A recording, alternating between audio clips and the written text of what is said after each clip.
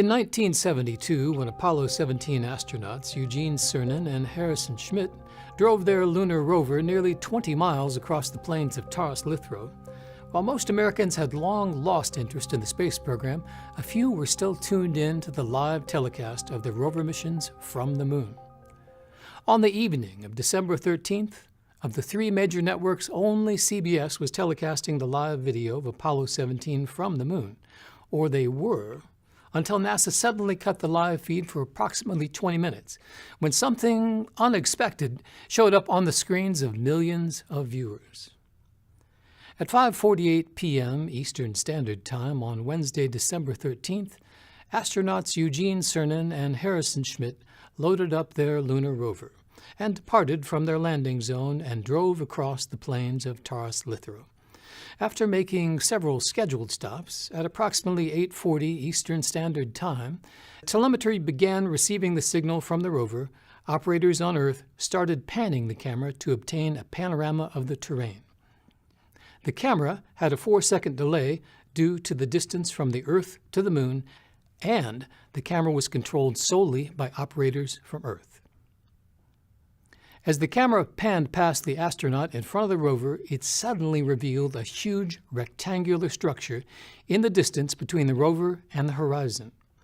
The structure was smooth, box-like, and seemingly comprised of the same lunar regolith that constituted the so-called soil of the moon. Cronkite and his co-host were stunned, Cronkite exclaiming, "That looks like a man-made object." Then just as suddenly, the live feed was cut, as was Cronkite, replaced with footage with a graphic that stated, "Recorded earlier today." When Cronkite returned 20 minutes later, he was seemingly amused, saying that apparently the camera on the lunar rover had taken a picture of itself, thus the look of a man-made object. Then, the live video coverage of EVA-3 continued, with no further mention of this incident in the telecast, nor apparently in any recorded document ever. There are several important points to note. Number 1. The reflectivity of the moon is approximately 7%, what is referred to as albedo, and indeed this immense object had the same reflectivity as the lunar soil. The lunar rover, on the other hand, was comprised of highly reflective gold Kapton foil, orange fenders, and other lightweight material which was orders of magnitude brighter than the surrounding lunar regolith. Number 2. There was no object or module on the rover which remotely resembled this huge rectangular structure, nor does that given explanation take into account the depth of field of the shot, which was a smooth pan from the astronaut to the horizon. Number 3. There was no part of the rover that was forward of the television camera apart from the high-gain antenna above it, and only the empty seats of the rover to the rear, which resembled lightweight beach chairs. Number 4. If NASA knew what every weld and gleaming inch of Kapton foil looked like on the lunar rover, then why cut the live feed? And why did CBS cut Walter Cronkite for 20 minutes? Number 5. And why is there no mention of this live misidentification in any document? Why does no air check of the telecast with Cronkite exist? We checked. And why is there no mention of this incident anywhere on the internet, which is rife with conspiracy theories? Even if the mysterious box-like object was on the rover itself, which it was not by virtue of the depth of field and relatively low albedo of the object, the incident on live TV should have been construed as perhaps the greatest broadcasting blunder of all time. Think about it, and just imagine the headlines. Walter Cronkite identifies alien structure on the moon, or Walter Cronkite mistakenly identifies lunar rover as alien structure. Either way, it's a major story, especially given the extraordinary context. Now, let us examine a recent Disclosure Project video from Larry Warren, a former soldier with top-secret clearance, who was one of the many witnesses to the infamous Bentwaters incident, also known as the Rendlesham Forest incident, which occurred over several nights at RAF Bentwaters in England in December of 1980. And listen closely when Larry speaks of the Apollo portion of the film. we were shown a film, and they ran the film. I mean, it was just a film and a reel. It was non-narration. He did not narrate it. It began with gun camera footage, what I can only assume from maybe the 40s. It showed some aircraft, prop-driven aircraft, broad daylight. Looked like Florida Keys with a fleet of silver disco under it, broad daylight, like the movie camera was coming out of the canopy. That was one of the first frames. The clip changes. This thing went all the way up to the space program, and I swear to God, it showed structures on the moon, these box kind of things that looked sand-colored. It showed that lunar car moving around. I remember those clearly because I remember being a child when all that was happening, but them at a distance pointing, astronauts pointing at these box-looking things, structured objects moving off the surface of the moon, filmed by definite Apollo missions. And what did the structures coming off the moon look like? What shape? The structures on, and I know this is the moon because it was the Apollo era, looked like a continuation of the color of the moon, but they were structured to it like huge box kind of things, very square and angular structures without windows or any kind of thing like that, but they were artificial, clearly. And they were being filmed in gray, and then when there were lights and weird things on top of hills, were they in good condition or old? Oh yeah, no, they looked pristine. And were they looked like giant moving, any UFOs moving? Very clearly in different scenes where a lot of it was with the lunar car. One more time. Listen closely again to the last words Larry mentions as he's being cut off by the interviewer. Larry says they look like giant shoeboxes. And were they looked like giant moving, any UFOs moving? Very clearly. In researching this story, we were contacted by two individuals, both with science degrees from prestigious universities, to draw what they also saw on CBS that December day long ago. They have asked to not be identified in this story. Here are their pictures.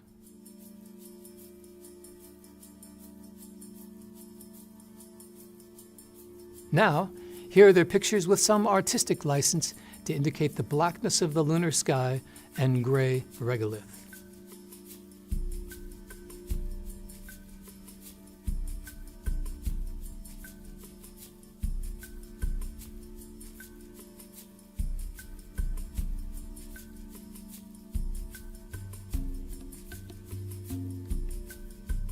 While the objects are certainly not identical, they are similar enough to indicate that indeed these witnesses were not observing any object on the lunar rover, but rather of something else entirely, perhaps even something decidedly alien.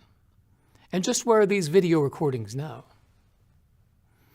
At the Washington National Records Center in Suitland, Maryland, there are over 4 million decaying boxes of tax records, Life magazines, and for a time, all of the tapes from the Apollo missions.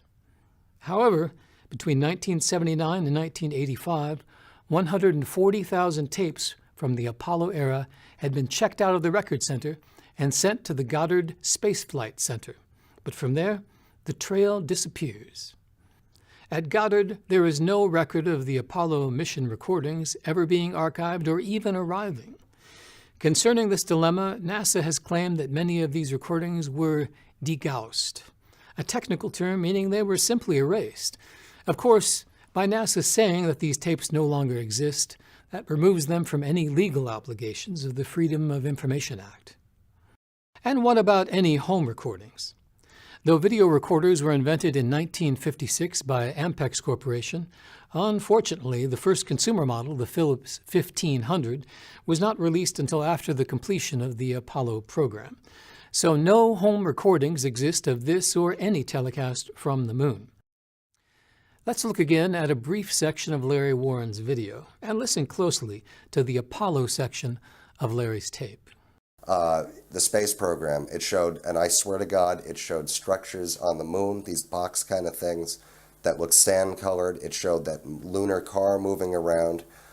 I remember those clearly because I remember being a child when all that was happening, but them at a distance pointing, astronauts pointing at these box-looking things, structured objects moving off the surface of the moon, filmed by definite Apollo missions. Larry mentions that the lunar rover was driving around. As the only television camera was mounted on the front of the rover, the only possible way Larry could have seen what he described is if he was watching a film shot by one of the astronauts. Consider this possibility. When the live feed from Apollo 17's EVA-3 was cut for 20 minutes, that gave astronauts time and opportunity to use the handheld 16mm Mauer data acquisition film camera, moving at 6 to 24 frames per second, to document the extraordinary object or objects they were seeing. If indeed Larry Warren is telling the truth, then this was probably the section of the film shown to him and others at Bentwaters, as it also included the rover in the shot, which again would not have been possible with the rover's onboard video camera. NASA has stated that many of the Apollo-era video recordings were erased or simply recorded over as a cost-cutting measure. However, by virtue of Larry Warren's testimony, the film from the 16mm Mauer DAC camera, also known as DAT camera, apparently still exists and is used by the NSA, the Office of Naval Intelligence, or by an as yet unknown branch of the American government, to help soldiers like Larry Warren better understand the scope and immensity of what they may have just witnessed. So let's talk about that film, or rather the film cartridges, also called magazines. The Mauer 16mm data acquisition camera was specifically designed to use film magazines, which could be quickly changed by the gloved hands of astronauts.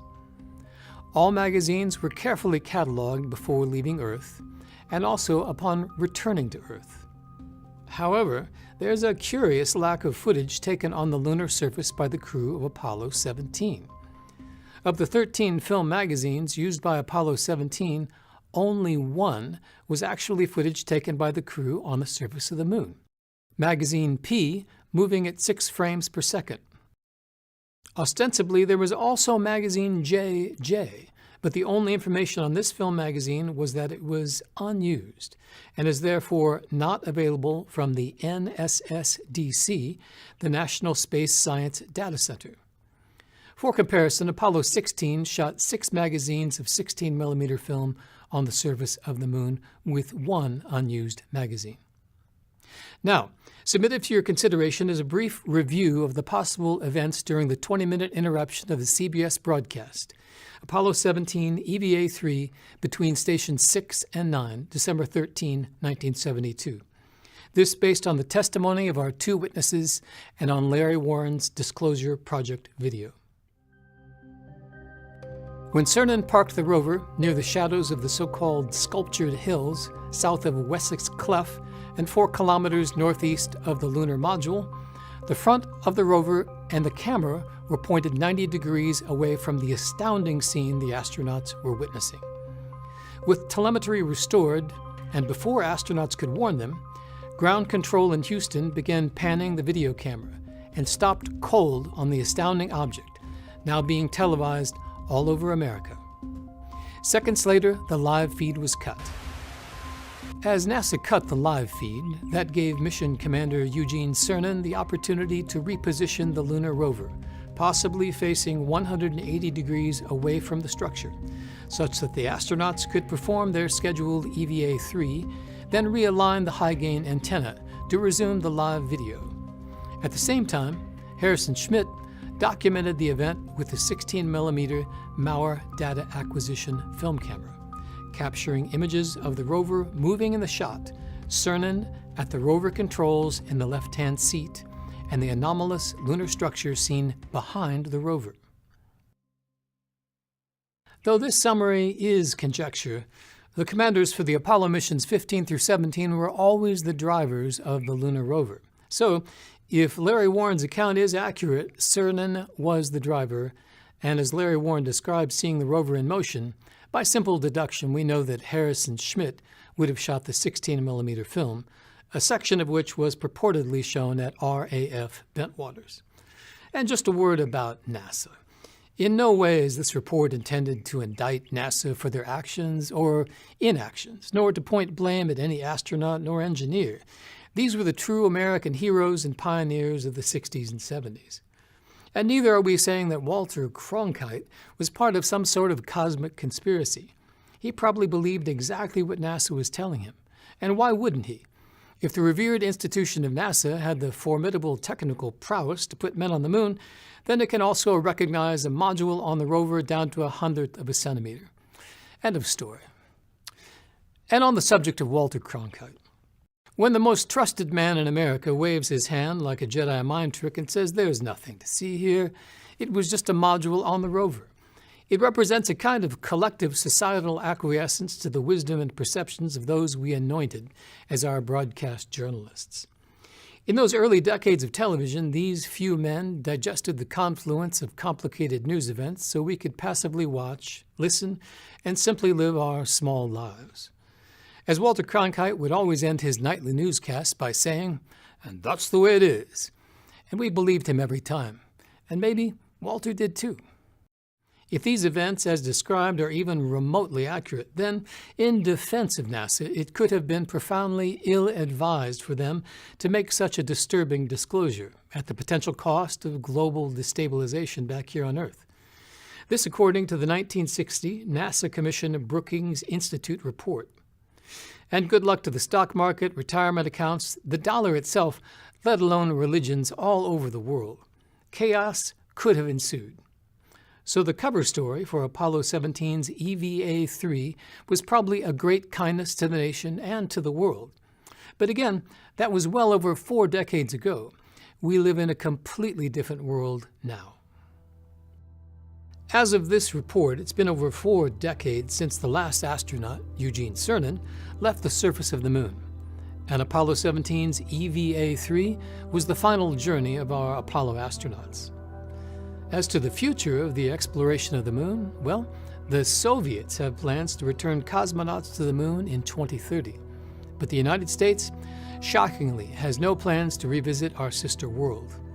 This apart from a relative abundance of lunar helium-3 and the fact that we have explored only an infinitesimal portion of its 14.5 million square miles. It's time to remove one of truth's protective layers, even if that truth has us confronting yet greater truths, possibly even disturbing truths, as well as yet more questions about ourselves as citizens of the Earth, the history of the American space program, and for our own place in the galaxy in which we all reside. Of the probable millions who are viewing the third EVA of Apollo 17 on that December evening long ago, only a few thousand remain. And perhaps you are one of those. And perhaps you were also confused by the extraordinary lunar object you witnessed, or simply confused as to why anyone would cut off Walter Cronkite in mid-sentence. Nobody cuts off Walter Cronkite. It made no sense then, but the total absence of any video or audio recordings or written documentation of this colossal broadcast blunder, if that's what it was, makes perfect sense, but only if there's something to hide. Forever.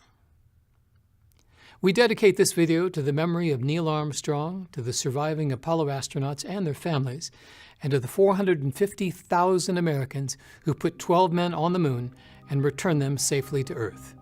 It's time to remove one of truth's protective layers.